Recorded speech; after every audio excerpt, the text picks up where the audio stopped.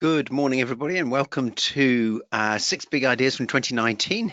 You've got plenty of time, so don't panic if you're not quite arranged in the right place or you don't have a coffee yet. You've got loads of time to get yourself something to drink and even to eat. We're going to start in about 4 minutes' time. There's still people walking in the door, so just make yourselves comfortable. Packed, absolutely packed webinar today, choosing just 6 ideas. And of course, it's not going to be a 6 ideas, but sort of 6 areas from this year has been quite difficult. But I think I've brought together a sort of an even balance, which I hope you will enjoy and get something from. Lots of new people coming today, and we're just going to welcome a few of you in a minute. But for now, I'm just going to leave you in peace while we just get our final bits and bobs in line, and I'll see you in a second.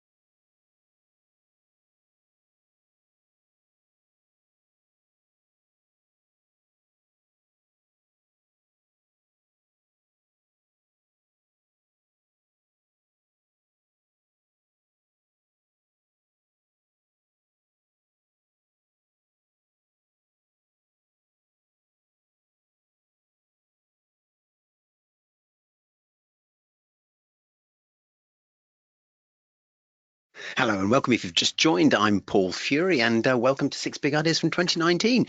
So people taking their seats, bringing in their coffees and mince pies and all sorts of things. So still a couple of minutes to go. I'm just going to switch on my camera so I can say hi properly to you. Good morning. And yeah, and if you haven't been to one of these before, why don't I tell you a bit about how it works? It's all very safe and you can join in as little or as much as you prefer. Um, I've got about 35 minutes of material for you, as usual, and it's a summation, if it's a whole sort of conglomerate of all the ideas from this year. Uh, you're all muted, so you don't have to worry about making a noise or talking in the room. I know a lot of people join as a team, so they'll have a half a dozen people sitting around a table. So that's absolutely fine, and you can talk and chatter away and no one will hear you. If you have a technical problem of any sort, then just put it into the Q&A pane, which is in your little control panel on the probably on the right hand side of your screen, depending on how you've got it arranged, and just put Nicola in front of it or whatever. Nicola will see that and will try and sort you out. She's pretty good with this stuff. So she will be looking out for any difficulties. We are recording this, so if you have to dash off or finish early, that's absolutely fine. And indeed, if you hear of someone who couldn't make it, don't worry, we will be sending out a recording link early next week.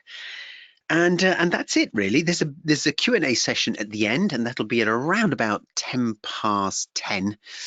If I don't answer your question, if we have too many questions, it can happen sometimes, then I'll always come back in the end, at the end or after the official end at 10:15 for injury time sort of questions. And indeed, after that, it's also a free-for-all. So if you have a question that does not pertain to anything that I've been talking about this morning, that's absolutely fine. I'm delighted to help out with it if I can. And so, yeah, there's that free-for-all question time after 10:15. We're pretty much on the dot of 9:30, I see. I will endeavour to stick to time. Let's see how that one goes. So, without further ado, I'll just say hello to a few newbies, people who haven't joined us before. So we have Ben S. Welcome, Ben. Hello. Joe N. Hello. Pat D. And Jackie T. So welcome, one and all. There's lots more of you who have coming on here for the first time. So forgive me for not calling everybody's names out. There are a few too many. And some returners. Again, plenty of you who've been here before, but Carol D, lovely to see you, or to at least see you appearing on screen. And Paul C, good to see you too. Okay, well, let me get cracking on the material. As I said, we've got quite a bit, but just before then, to frame it for some of you who don't know us so well. Why do we run these webinars? People say, is it for free? And, what's the catch? Well, there is no catch. The reason I run these webinars like this is because I'm very keen for people to get to know what we do. And when you're thinking of using a new supplier, it takes a little while to build trust. You want to know how they think, how they operate, what they're like over a period of time. So webinars are just one way that you can get to know us. But what do we actually do? Well, I don't run webinars for a living, that's for sure. But what we actually do is to help groups and individuals to upgrade the way that they talk to each other. So what we're really interested in, myself and the rest of the team, is conversations. How you have conversations to drive, awful word, but to make the performance of a company really go. Without conversations, we're just sitting there. It doesn't matter how amazing your product is or what your company does in terms of a service. If you can't talk to each other and you don't know how to talk to your customers, then obviously you're going to have a big problem. So we're really interested, in fact, obsessed by the quality of conversations. The words people use, how much they involve feelings, how conversant they are with feelings. And we basically hinge it on three different things. And we're looking for competence to build people's capability in three ways. One is their ability to know it, to have an intellectual grasp of what's going on in a conversation, whether it's going well or badly, and what we're capable of, what they're capable of as an individual. Two, ability to see it. Know it and see it in action and say, oh, I know what's going on here. And thirdly, we're there to help people to build their ability to say it, to speak up for themselves or to speak up for somebody else if they are struggling. So that's what we're about. This is now a webinar about the sorts of ways that we think about things, and in particular, 6 big ideas that I've taken from the 5 previous webinars from this year. So let's get cracking. I'm going to switch my camera off now so that you can concentrate on the screen, and we'll go for it. Okay.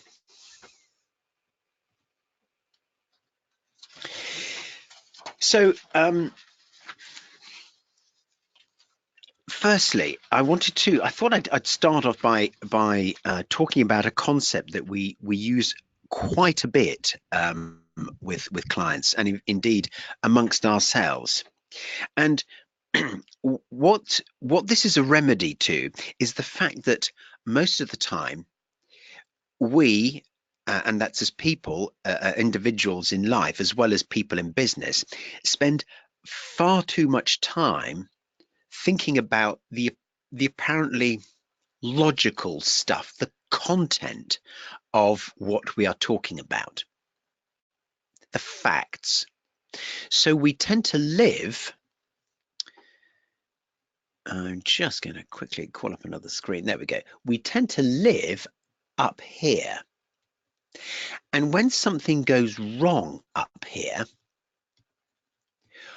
we try to remedy those things by bashing away at a logical level, by arguing with each other. And what we actually say is a far better idea is to actually temporarily forget the facts and to actually go for what's happening down here at the emotional level. Now down here, I can just quickly draw in, we've got things happening all the time, and it's actually more important than the logical, the words. So when something happens up here, it's also happening down here. So as you can see, when there's an upset up top, it's actually representing the upset down below at the emotional level.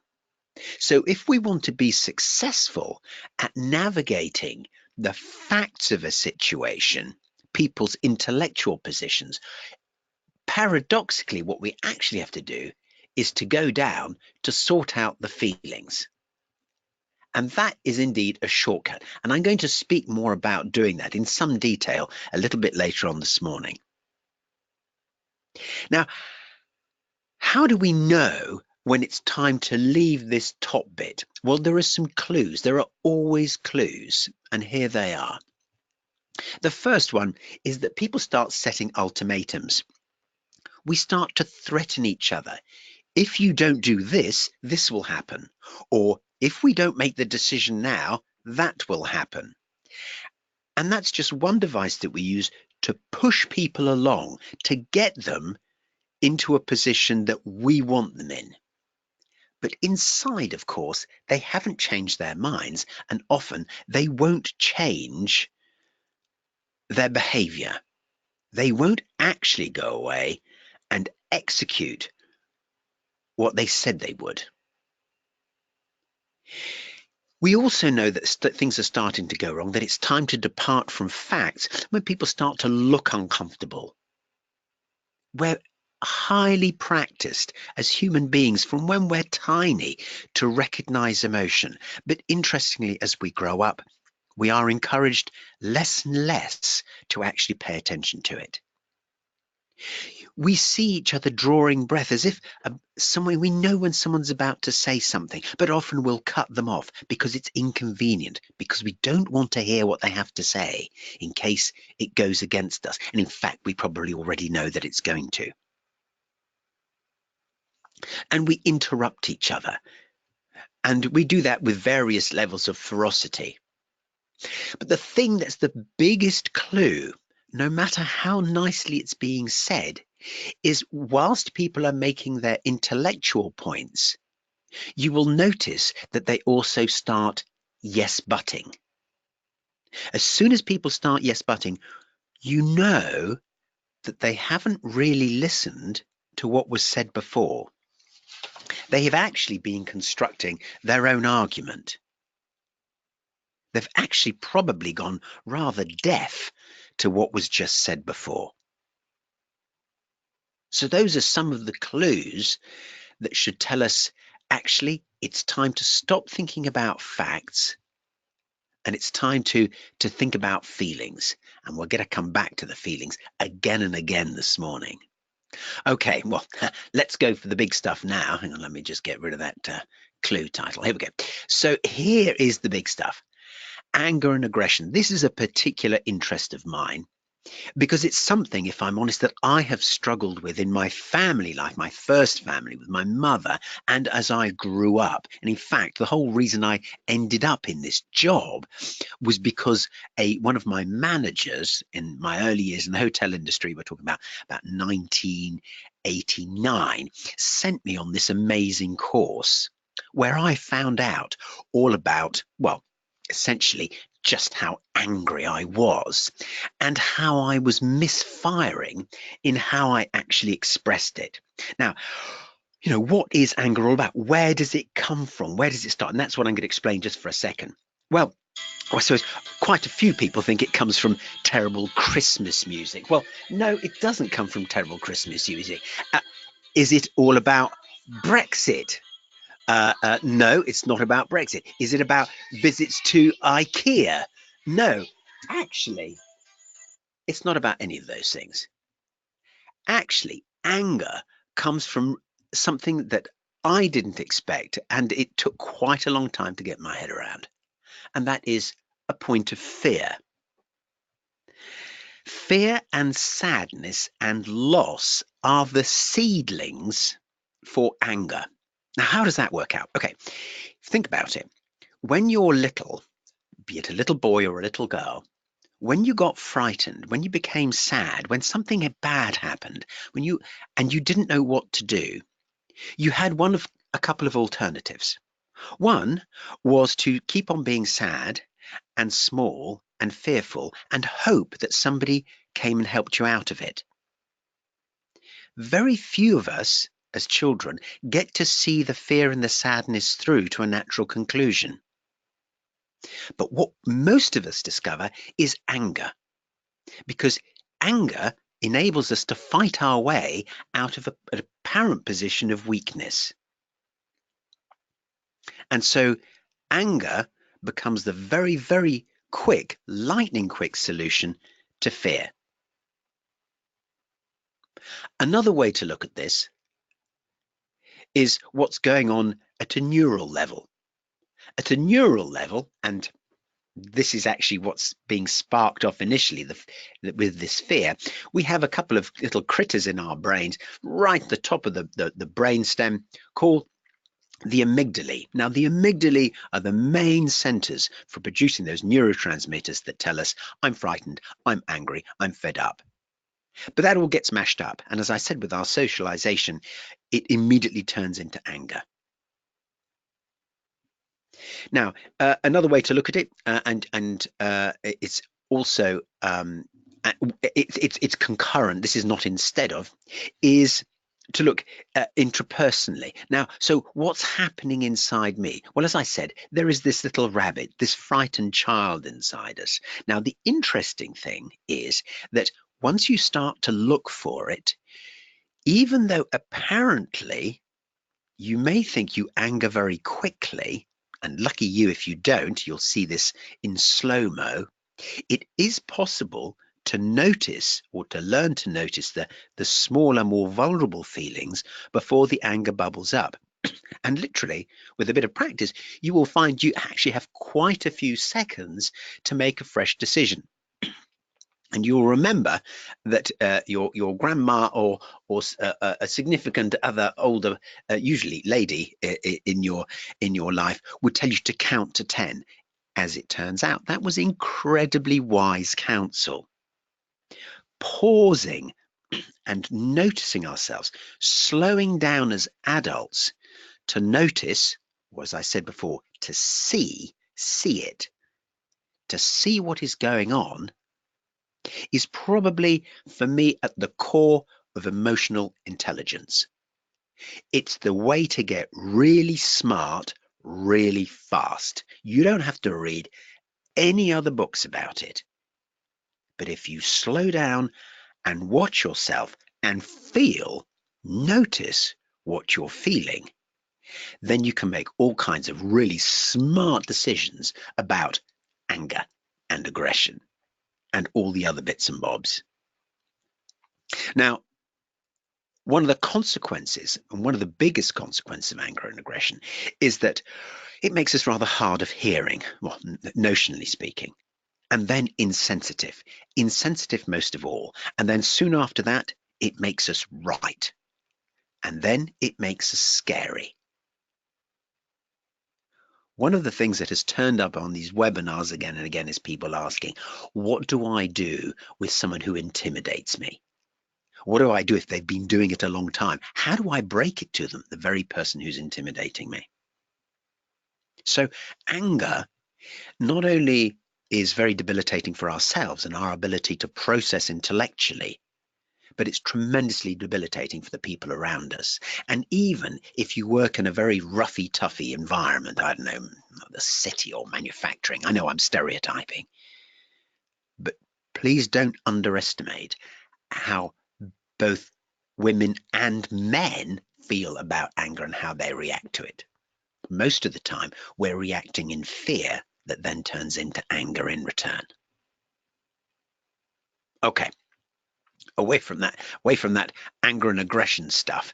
Now, I also, so that was back in February. And then in May, we ran a webinar about how to get the truth. And there's a particular set piece in life, the interview. And interviews, I always think, are like dinner parties and dating. And, they are fake. It's a set up occasion where people play roles. And I think the really interesting thing about these roles is that they have very little to do with how the people really are. We all will have taken part in interviews, and indeed conducted interviews where we were going through a ritual. And then actually, when we met the people later, they turned out to be sometimes very different. And the job is always different. So why is it that interviews are these set pieces where the truth doesn't often get told? I think the chief culprit is the question. Questions for me prompt people to, well, not to put too fine a point on it, make things up. Because when we're asked a question, and this is again, I think, a function of socialization. If you think about going through school, every time you're asked a question, you're supposed to have the answer. The way to isolate yourself and to get yourself into trouble is to either not stick your hand up, or if you do stick your hand up, not to have the answer. I don't know if you ever did that as a bit of bluff. It often worked. So it's one for the kids, really. If you don't know the answer, put your hand up first, because the teacher will never ask you. Actually, that works in board meetings too. Now, so what is it with these questions? How can we get out of asking questions? How can we get the truth out of people? Well, here are 3 ways that I've experimented with, and I think you will enjoy too. It also makes a fantastic departure from the routine of interviewing, which can be crushingly tedious because everybody knows what's going on. And it's just not much fun. It's very repetitious. Okay, so here's the first one: how to get the truth. Well, I think sharing stories. Now, we all have holes in our CVs, and sometimes, though, the holes are more interesting than what we actually did. The stuff that goes wrong for us actually often proves to be our making, because we've got to get our ways out of it. And of course, I'm sure you have done that as much as I have.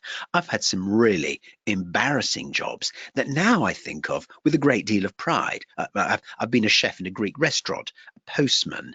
I've sold encyclopedias for a living on 100% commission. I've knocked door to door selling a charity magazine, basically the antecedent of the Big Issue. I mean, I have done a load of things that at the time I felt terribly ashamed of, but actually I think kind of make me what I am. And so it is the same with people that you're interviewing.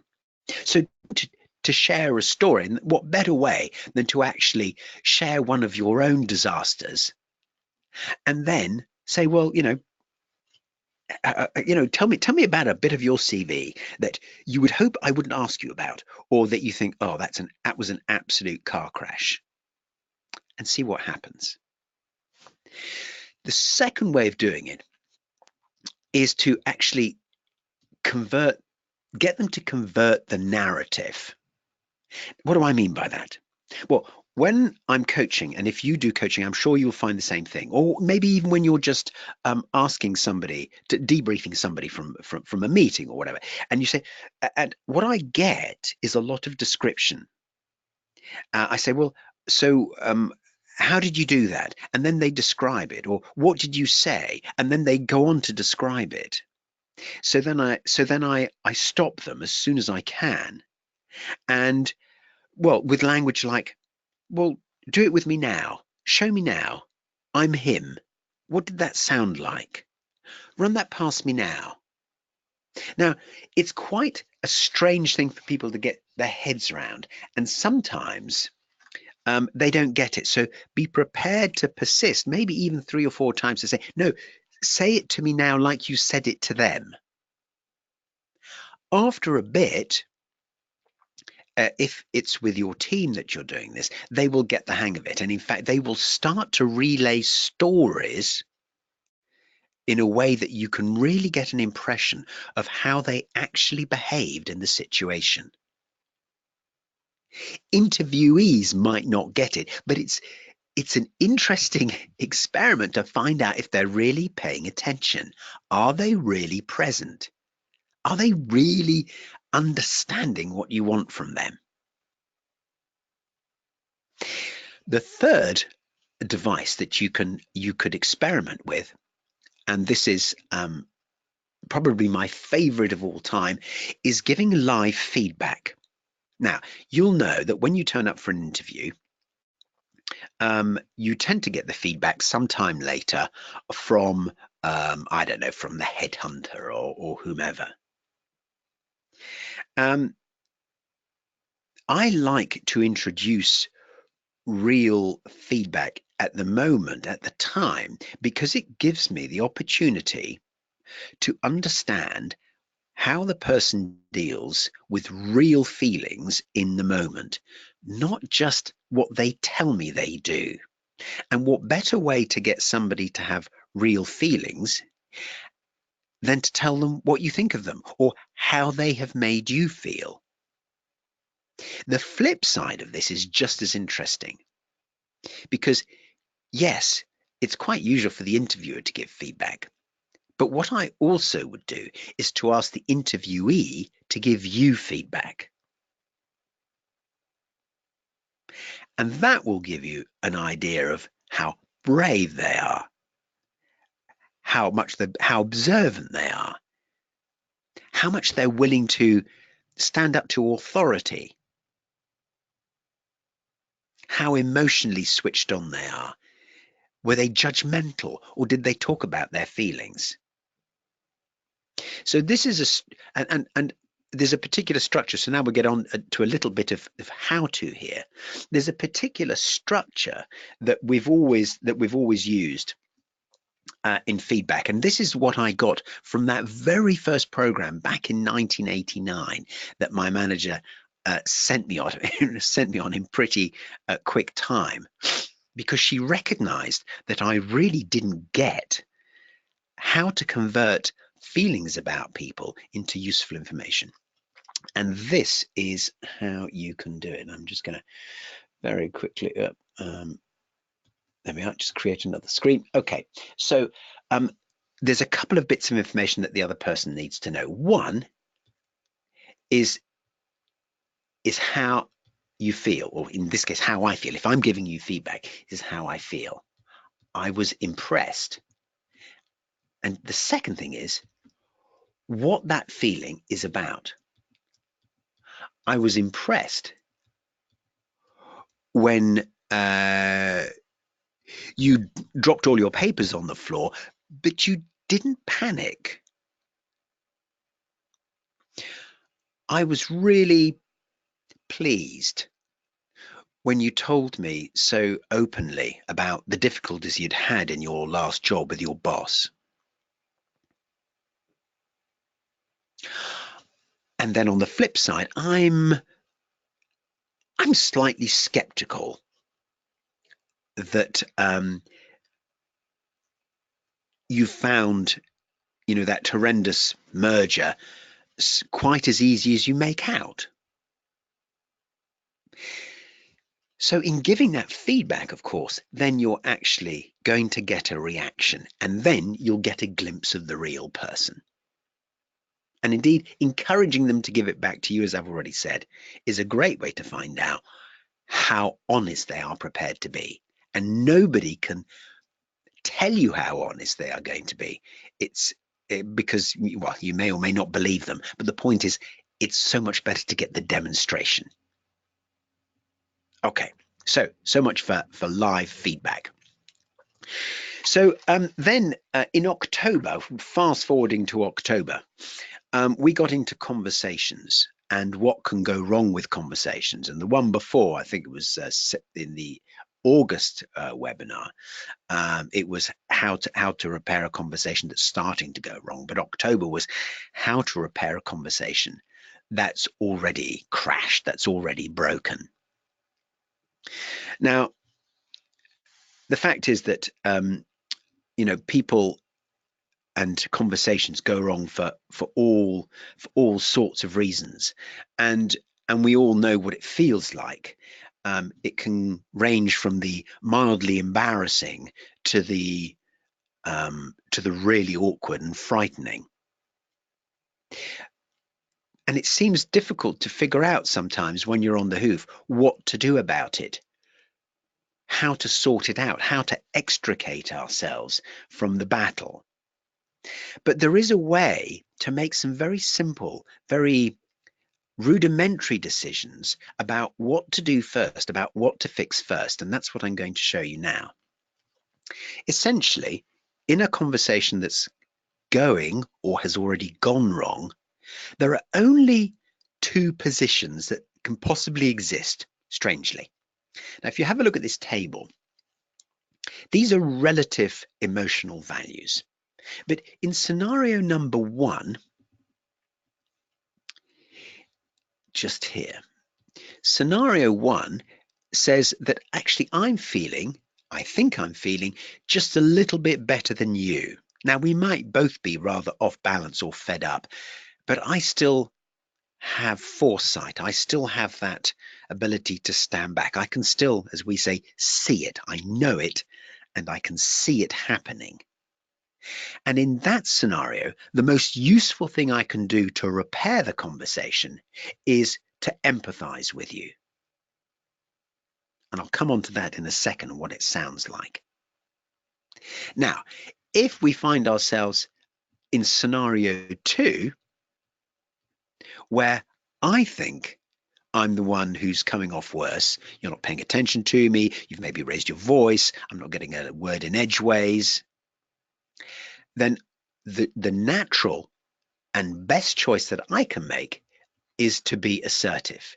In other words, whereas empathy was me pointing out what I think you're feeling in a humble way, when it comes to me thinking I'm coming off worse, I need to speak up for myself, because that's the thing that's going to enable me, that's going to sort out my brain. If you go back to those diagrams of the amygdala, me admitting that I'm worried, in other words, taking care of the little boy's feelings, is the best thing I can do to free the little boy and the grown man from the ties of those feelings. I'm just going to grab a drink of water here.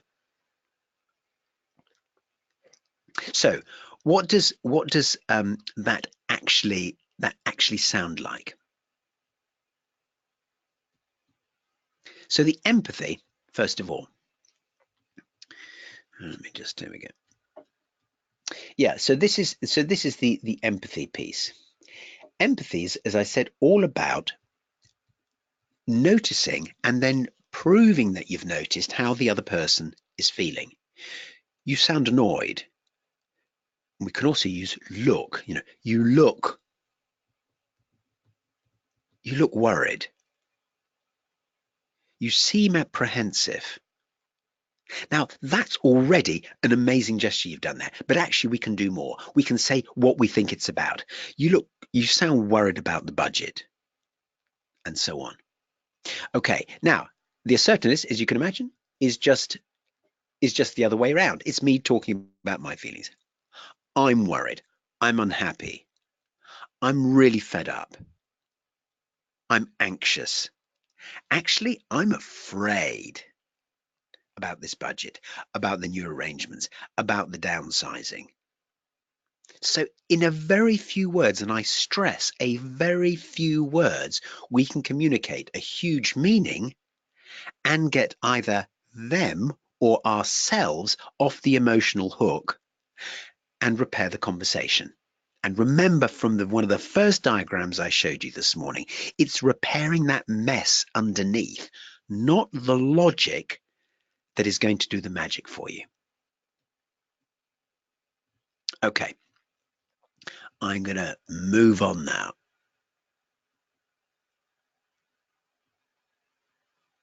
I'm just looking for the title. There we go. I couldn't find the pesky title. There we go. Switch that one off. Okay, so that's how to repair the conversation. Now, and then in August, so backtracking, I talked quite a lot about sympathy and this and empathy and what the difference is. And this this is actually health warning here. This is what I did my PhD on. Not so much sympathy, but empathy, and empathy in action in call centers, where obviously there's a propensity for a large amount of arguments. So what I found is that what people try to do in these call centers, and indeed I see managers, leaders doing it with their people in an appraisal situation or when something's going wrong in the team, is to deploy sympathy, mistaking it for something useful. In other words, empathy. So I'm going to try and clear those waters, to clear the mist for you. Now, we think that offering compassion and a kind ear and advice and solace and agreement and solidarity is welcome. Now, often at the beginning, like a sugary snack, it is. But unfortunately, there are some very unpleasant consequences that I'm going to demonstrate to you now. So here, above the sympathy pit, so this is the sympathy pit. Now, above the sympathy pit is our friend Sticky, and he is looking into the pit, seeing his colleague down there, and giving him or her the poor you treatment. Oh, that's terrible. Oh, he's such a bugger. I don't like him either. Yeah, that wasn't fair, was it? And so on. So you've heard it. You've done it probably. I know I have. Here, the consequence is that the person on the receiving end of sympathy actually feels worse. Why? Because we are confirming their predicament. And the agreement makes them feel right to find themselves down here in this pit. So actually, sympathy is a total dead end. Cross to the other pit, and this is the empathy pit. So incidentally, what I hadn't mentioned here is that what actually eventually happens is that the sympathizer ends up sitting down here with the other victim because they're both in it now. Now, cross to the empathy bit, it's a completely different thing. Now, it could be exactly the same scenario on another day, but here, the potential helper stays firmly at the top and is saying things like, you look really worried. You sound fed up. You're obviously very angry. So they are pointing out that they've noticed what's going on. They can see what's going on, but they are not going to take part and they're not going to agree because actually it doesn't help at all. What happens down here as a consequence is that the person begins to think. Firstly, they begin to think, oh, well, he's not agreeing with me, or she hasn't said that I'm wrong, but she hasn't said that I'm right either. She just has noticed me. So then what the person begins to do down here is to hear themselves, to examine their own predicament, and then to start to make sense of it. So empathy is an enabler. It gets people over the feelings and back into an intellectual space where they can actually do something with it all.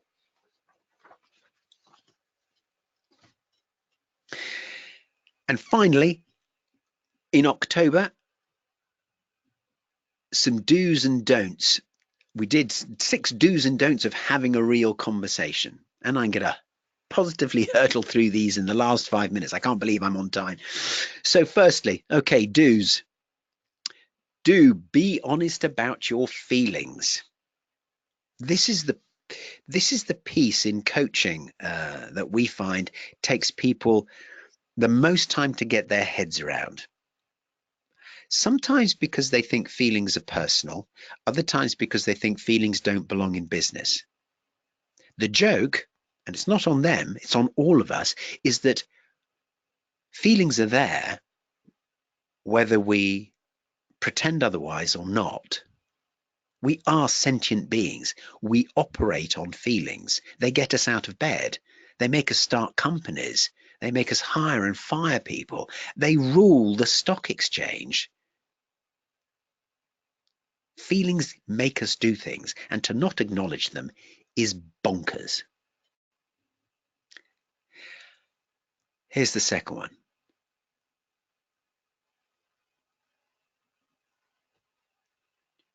Do be gentle with people. Even when you're faced with a an angry, aggressive, stern. I put stern as a label above this guy. Try to remember what I said earlier about what's behind this sternness, what's behind anger. And actually, if you really look and give the person the chance, they will actually show you what's going on. But chip away, it's really worth it. Fear and sadness is always at the root of anger. So try to be compassionate with the people who you think least deserve it, and you will get some incredible results if you can manage it, even in a small dose. Do be prepared to call out your own negative contribution, what you did to crash the conversation. That can also give other people permission to say, well, yeah, I know I joined in. I'm sorry. It was part of me as well. And that's lovely. It introduces a whole note of generosity. Okay, 3 don'ts for you.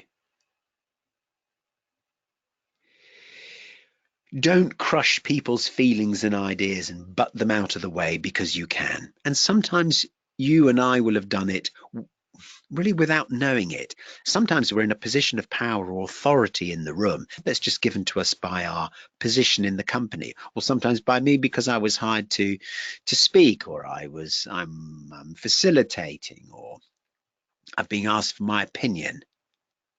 But all the while, it can really help the other people in the room if we just pay attention to the fact that they might not agree with us. And it's great to look out for the signs and to make sure that we stop the tank before it runs over them, because some people will never speak up and they will just quietly walk away and switch off.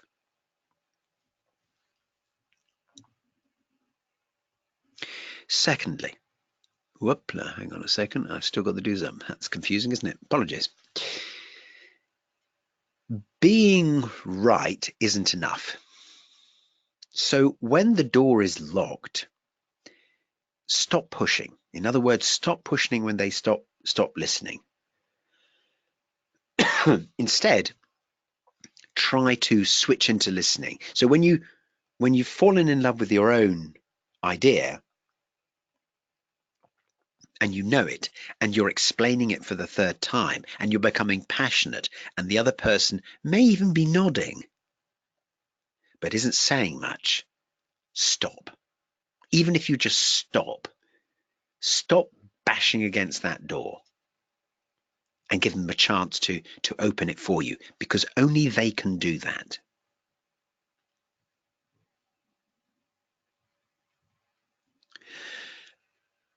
And lastly, on the don'ts, it's worth remembering to not blame people for the failure of a conversation or a situation. There's never one person who is completely to blame. It is always a joint effort. Always.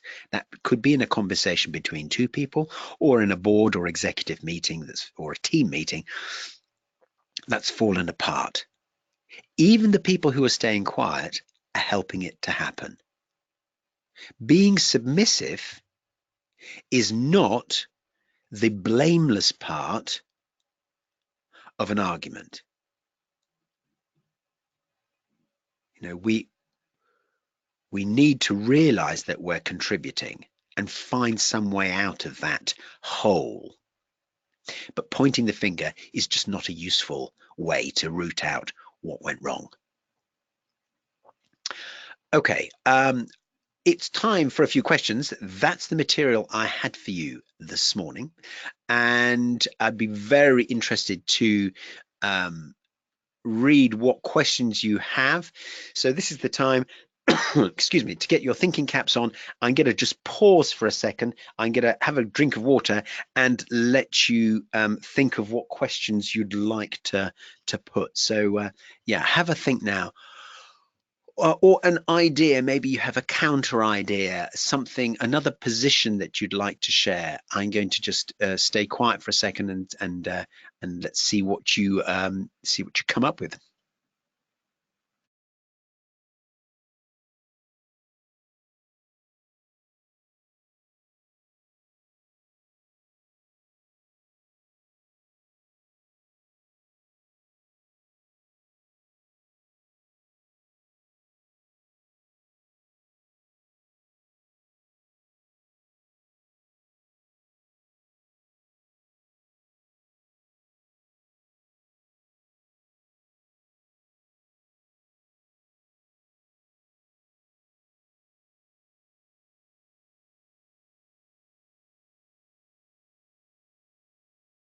Okay, I'm going to switch my camera on now.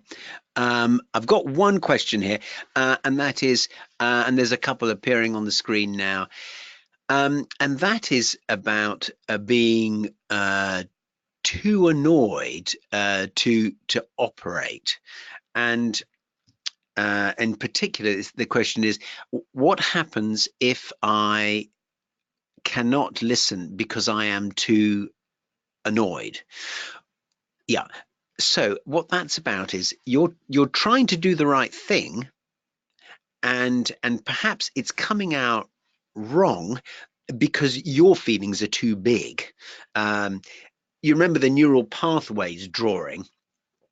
Um, well, if you've got too much going on in your brain, the neural version of this is that you're actually, hang on, I'm just looking for the drawing. Yeah, this amygdala creature, what it does is it actually floods your brain with neurotransmitters, and you will simply not be able to construct the thoughts to do something as difficult as empathy.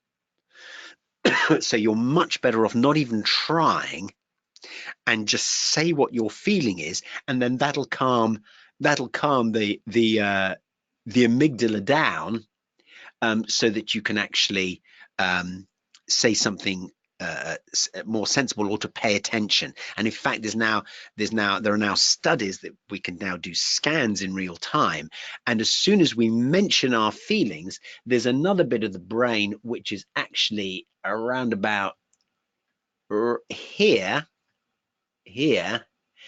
which is the right orbito-prefrontal cortex, which starts to fire and process, and the amygdala shuts up. So talking about your feelings has a material biological difference. So I would say do that first. Okay, we've got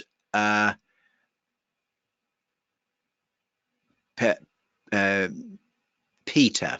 Hi, Paul. Is it possible to over-prepare for a conversation which you may suspect will prove to be highly challenging, difficult? Yes, I think it is. And maybe what you're hinting at here is that you've got all your arguments lined up and all the logic and all that stuff. Yes. I mean, by all means, prepare. But I think the best preparation for a conversation that you think might be tough is to kind of, well, maybe even just to write down some sort of empathic words in front of you, like you sound, you seem, you look, and just be ready to go back to those to help to diffuse the tension so that you can both have a sensible conversation. So that's probably where I would point you in that direction. I'm just going to unlock my questions pane so I can read more of the questions. Here we go. Another question from Joe. I have a senior manager who defaults in team to support the person who displays the most upset. Any suggestion on how, as a team, we can avoid this, please? So, Joe, I'm wondering, so this is disruptive. The manager just then turns all their focus to this one individual. Is that right? I'm going to go on that, and it's maybe it ends up taking up a lot of time. Well, perhaps, Joe, what you might do is do some of that for the team leader. Do that for the senior manager, so that he or she doesn't get all caught up with it. So if they see you or one of your colleagues turning around to Jane, who's upset, and empathizing with them, that then makes your senior leader rather redundant in the role and they can crack on. So it's a bit like the parent. If the children are fighting and there's one coming off worse, the parent will intervene to stop the fight. But actually, if the children are looking after each other, there's no need to do that. Okay, it's 10:15. I'm going to stop the question now. There's a couple more questions which I will come back to in a second, but as usual, I'm going to try, give or take 30 seconds to finish on time. So bear with me while I scroll down right to the last couple of screens. Well, actually, this final thought, I actually only have one for you today. And the final thought is slow down. Give yourselves time to think. That's my summary of 2019. Slow down and it'll make you much smarter and make much cleverer decisions at an emotional level about what to do next in the conversation. If you have to go now, I'm just going to say goodbye. Have a fantastic festive season. Thank you so much for coming to the webinars this year. We've got lots more planned for you next year. The team are cooking up all sorts of things.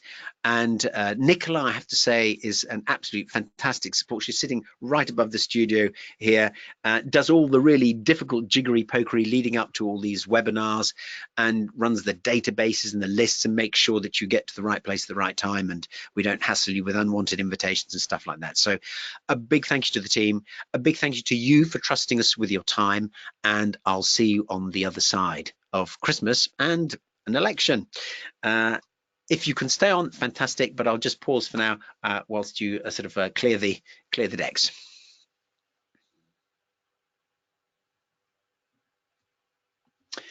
Okay, I'm now going to go through to injury time, as it were. I'm just going to quickly change the screens just in case I need a bit of space to scribble, and I'll come back to your questions. So another question from Paul. I have a lot of newly promoted managers in my business. What one skill would you try to introduce to them in the first instance to maximize their chances of success with their team? I'm going to sound like a broken record here, Paul, but it bounces back to listening for me.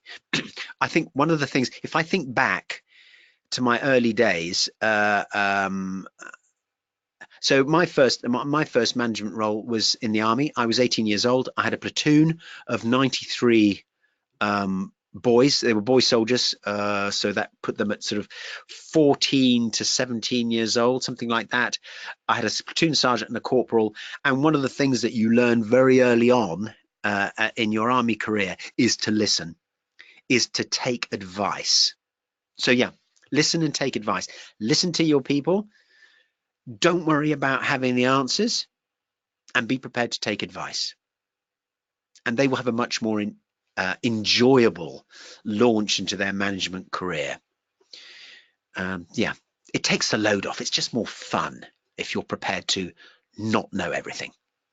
I hope that helps, Paul. Joe had a little build on the one about the manager who always flew to the support of one person. Yeah, and then you said yes, and also then they agree with their own point of view. Yeah, so they are going into sympathy mode, aren't they? So the way to get out of that one, I suspect, Joe, well, I'm pretty sure, is to empathize with the person who's doing the victimy stuff, and that'll head the senior leader off at the pass. If need be, start empathizing with the leader who's chipping in agreement. But that should curtail that in a nice way pretty quickly. I think that's about it. Obviously, people have already got into their mince pies and hot chocolate today. It's Friday after all. It's 10:20. Why else would you stick around? Again, it's been a terrific to have you on these webinars. Thank you so much for coming, and we will see you bright and early in 2020. If you would like to introduce some other topics, that would be an absolute delight. Tell us what you want to hear about. Tell us what you're interested in. And also, Kasha, who's on the team now, Kasha Murphy, would love to speak to a few of you, and she's going to be ringing around because we're always trying to learn from our experiences and your experiences of us. So she'll be ringing a few people around to find out how you felt about today, what you liked, what you'd like more of and less of. So she'll ping you an email. If you don't want to hear from her, just politely reply back, say, Kasha, too busy. But otherwise, she's going to call a selection of you to say hi and find out what you think. Anyway, have a fantastic festive season, and I'll see you in 2020. Bye for now.